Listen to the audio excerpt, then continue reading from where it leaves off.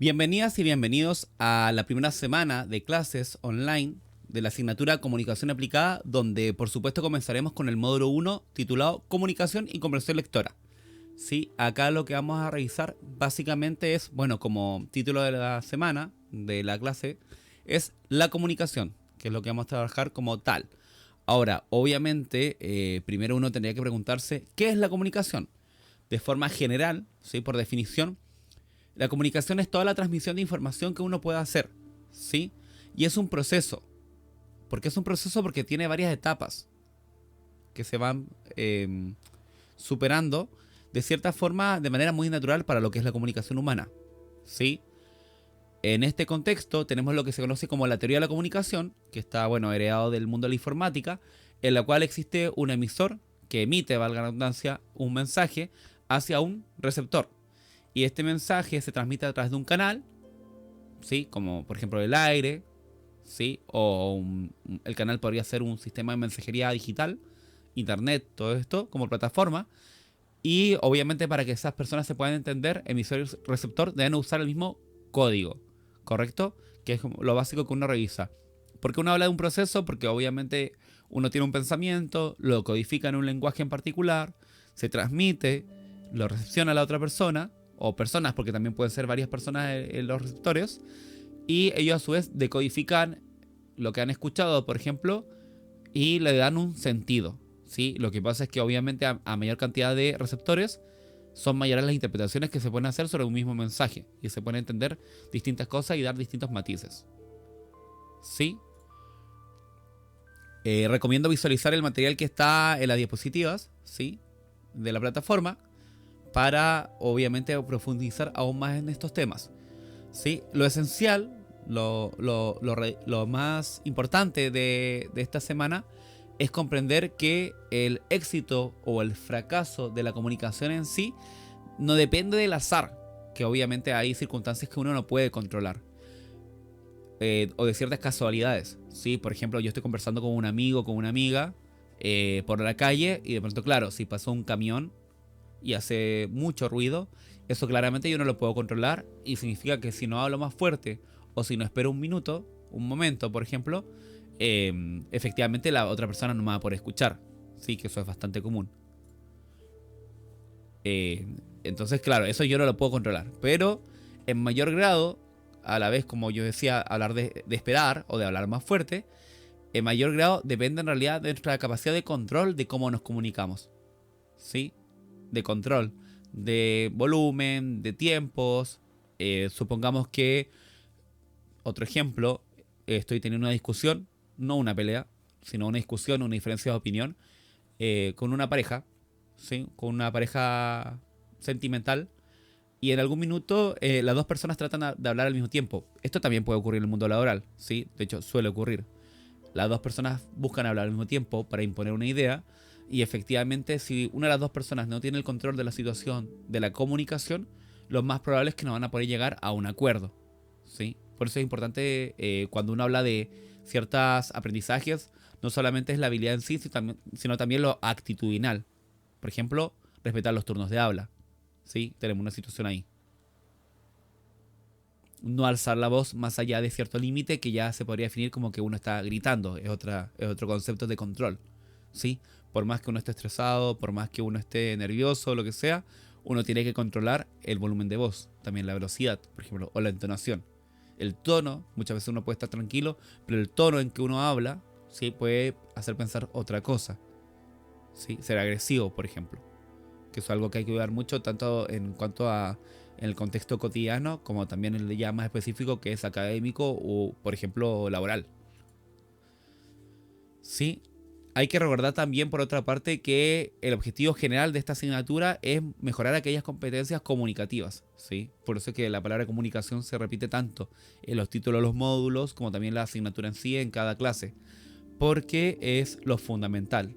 Lo que se busca con esta asignatura es darles mayores herramientas tanto en los conocimientos, en las habilidades y las actitudes, pero especialmente en cuanto a las habilidades, que desarrollen aquellas habilidades que forman parte de las competencias de lectoescritura y de expresión oral, ¿sí? Que es fundamental y que, bueno, por todo este contexto de COVID, ¿sí?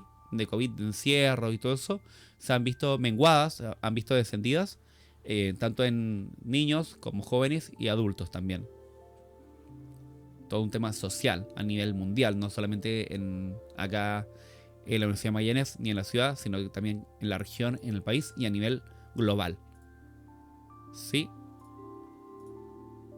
Otro elemento a considerar muy importante es el mejorar nuestra calidad como receptores de información.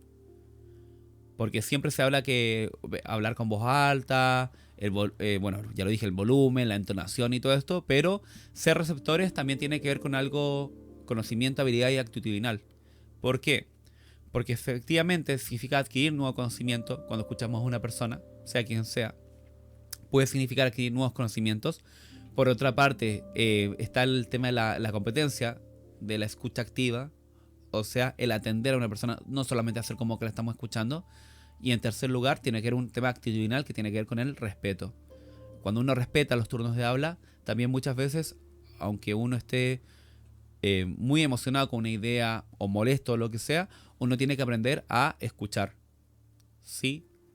En distintos contextos de jerarquía, puede ser un par, alguien que jerárquicamente está en un rango superior. En cualquier contexto uno tiene que aprender a escuchar. O incluso cuando una persona está en un rango jerárquicamente hablando, en la comunicación, asimétrico, en un escalón inferior, también uno tiene que aprender a escucharlo, a esta persona. ¿Sí? A escucharlo, a escucharla. ¿Sí? Por ende, saber conversar ha de ser sinónimo, ¿sí?, de saber escuchar. ¿Correcto? De hecho, en los platos más personales se van a percatar de que muchas veces basta con escuchar para que una persona se sienta mejor, ¿sí? Sin emitir juicios valorativos, ¿sí? Esto es un comentario ya más personal, pero muchas veces a uno le cuentan cosas no para que uno enjuicie o no para que dé una solución al problema de la otra persona o a la situación, sino que esa persona al momento de sentirse escuchada se siente comprendida, entendida, ¿sí? Por eso hay que ser muy respetuosos con esos espacios, especialmente de confianza, que eso también ocurre en el mundo laboral. Sí, en el mundo del trabajo también ocurre. Sí, escuchar es fundamental para la comunicación. Ahora, es cierto que en otros contextos uno podría decir, bueno, hay personas que son hipoacúsicas, que no pueden escuchar, e igual pueden comunicarse.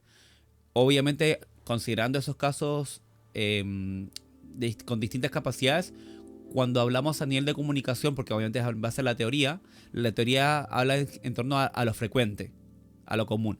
¿Sí? Y en ese sentido, por eso que uno dice que escuchar es fundamental para poder comunicarnos. ¿Sí? Y ese escuchar no necesariamente es con el oído. El escuchar a alguien, también, por el tema, por ejemplo, lengua de señas, también es escuchar, es, metafóricamente hablando, es el observar a la persona, el prestar atención. ¿Sí? El escuchar puede ser aplicado en otros contextos, por ejemplo, al leer. ¿Sí? Pero en regla general, cuando uno dice escuchar es fundamental para conversar o para comunicarnos, se emplea que en el contexto genérico, ¿sí? No en los casos particulares. De hecho, se calcula que el tiempo que empleamos en escuchar y que forma parte de la comunicación es sobre el 50%, alrededor del 55%. O sea, cuando uno emite es solamente el 45% y cuando uno recepciona, es un 55%. Eso ya dice mucho, ¿sí? Pasamos más tiempo recepcionando que emitiendo. Por otra parte, un concepto fundamental que van a analizar en las presentaciones de esta semana es la asertividad, ¿sí? La asertividad tiene que ver con saber cuándo, cómo, con quién, ¿sí? Entregar ciertas informaciones. Y esa asertividad nos permite, más que nada, tener un criterio propio, ¿sí? Formado, y no dejarnos llevar solamente por órdenes impuestas, en las cuales se nos dice lo que tenemos que hacer sin cuestión alguna, sin cuestionar. Uno como técnico, como profesional, ha de ser una redundancia profesional en el sentido de la formación, de cómo uno se desempeña, y uno debe tener la capacidad de cuestionar ciertas decisiones o ciertas instrucciones o ciertas informaciones, ya que no somos simples repetidores de información, sino que la procesamos, la comprendemos y la podemos comparar, por ejemplo, con informaciones extras que tenemos o con experiencias previas. Y el ser asertivo nos ayuda mucho en el liderazgo, ¿sí? para liderar en un lugar no necesariamente tienes que ocupar un cargo ejecutivo, un cargo gerencial, sino que también desde el puesto de trabajo de uno puede aplicar este liderazgo, ¿sí? Organizar nuevos proyectos, proponer nuevas ideas, desde el rol y la función que uno cumpla. Efectivamente, la asertividad es un medio para crecer en valores humanos, por supuesto, y sienta la base de promover ciertos conceptos que son saludables, ¿sí? Como lo que ya hablamos, como el tema del respeto. Y ayudan también a lo que es aumentar la estima personal, ya que cuando nos sentimos parte de una organización, cuando nos sentimos que somos un aporte, y el resto por supuesto también promueve que uno se sienta como un aporte de la organización, sea de cualquier tipo, escolar, universitaria, laboral, o no sé, organizaciones sociales o de cualquier otro tipo, obviamente que eso también ayuda a aumentar la estima personal, que es sumamente importante. Así que no me queda nada más por agregar. Considero que es lo fundamental de esta semana. Recomiendo encarecidamente revisar el material que está preparado. Sí, esta semana hay unos 2 o 3 materiales audiovisuales con sus respectivas preguntas, como también actividades formativas que ayudan a desarrollar de mejor forma el trabajo de esta semana para que quede todo comprendido de mejor manera. Sí, cualquier duda o consulta no duden en hacérmela a través del correo electrónico, por favor, del correo electrónico formal, oficial de la UMAG.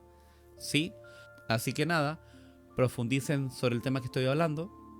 Sí, hay mucho material en redes sociales, en YouTube, para poder profundizar, como también papers e investigaciones como tales, artículos, que de cierta manera centralizan la importancia del proceso comunicativo en distintas comunidades, en distintos grupos, incluso a nivel de familia, de pareja, en tu lugar de trabajo, para que puedan desarrollar de mejor forma estos conceptos. ¿Sí? Eso es todo por esta semana. Muchas gracias por escucharme.